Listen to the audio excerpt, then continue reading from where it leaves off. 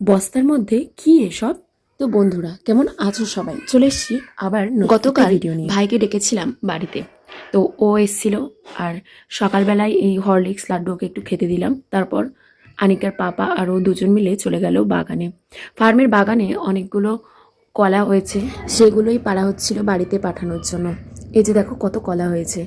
আর কলার সঙ্গে কলা সচরাচর দোকানে বা বাজারে পাওয়া গেলেও থোরটা কিন্তু পাওয়া যায় না, আর তাই থোর কলা এগুলো বাড়িতে পাঠাচ্ছিলাম। আর মাও অনেক পছন্দ করে এগুলো, তো ভাই এসছে যখন বললাম এগুলো একটু নিয়ে যাস।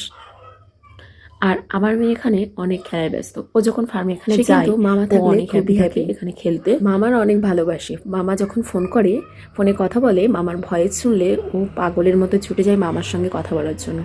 এদিকে থোর ছাড়ানোর প্রসেস চলছে, আর এদিকে কলাগুলোও আনিকার পাপা কেটে দিচ্ছে রেডি করে। এগুলো সব রেডি করে বস্তা ভর্তি করে বাড়িতে নিয়ে এসছে দুপুরবেলা।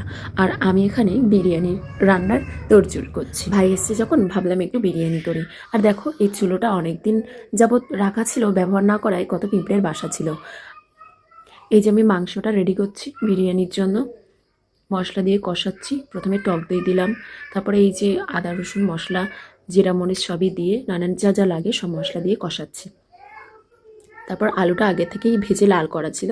এখানে আমি ছোট আলু একটু আস্ত আস্ত রেখেছি, তাই জন্য আর কাটিনি। বিরিয়ানির সঙ্গে ভালো লাগবে দেখতে। আর এবার ঝোল দিয়ে দিলাম। প্রায় হয়ে এসছে, একটু ঝোলটা মরলেই হয়ে যাবে। আর ওটা নামানোর পর আবার আমি ভাতটার জন্য রেডি করছি পানি। চালটা যেহেতু অনেকক্ষণ ধরে ভিজিয়ে রেখেছিলাম, তাই এবারে ভাতটাই বসাচ্ছি। পানির মধ্যে আগে থেকেই লবণ এলাচ সব মশলাগুলো দিয়ে রেখেছিলাম। এবার চালটা দিয়ে দিলাম, আর ভাতটা এখন হয়ে গেছে। এবারে বিরিয়ানিটা সাজানোর পালা।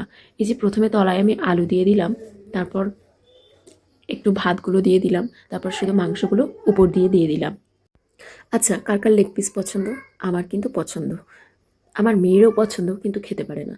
লেগ পিস আসলে সবারই পছন্দ, আনিকার পাপারও অনেক পছন্দ, সবারই। তো উপরে একটু অল্প ভাত ছিল সেটা দিলাম।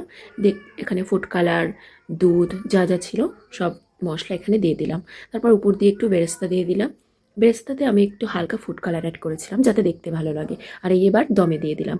পুরো রান্নার প্রসেসটা চুলোতে হলেও দমে কিন্তু গ্যাসেতে দিয়েছিলাম, দেরি হচ্ছিল তার জন্য। প্রায় আমাদের রান্না অনেক দেরি হয়ে গেছে, মানে একা হাতে সব কিছু করতে অনেক টাইম লেগে গেছিলো। প্রায় 2-2:30 বেজে গেছিলো আমাদের খাওয়া দাওয়ার সাথে। তো দ্যাটস দ্য ফাইনাল লুক। কেমন হয়েছে এবার বলো? দেখতে তো মার্শাল্লাহ অনেক সুন্দর লাগছে, খেতেও ভালো হয়েছিল, তবে ভাতটা একটু নরম হয়ে গেছিলো। তারপর কিছু সবজি, কুমড়া, যেমন বাড়ির গাছের কুমড়া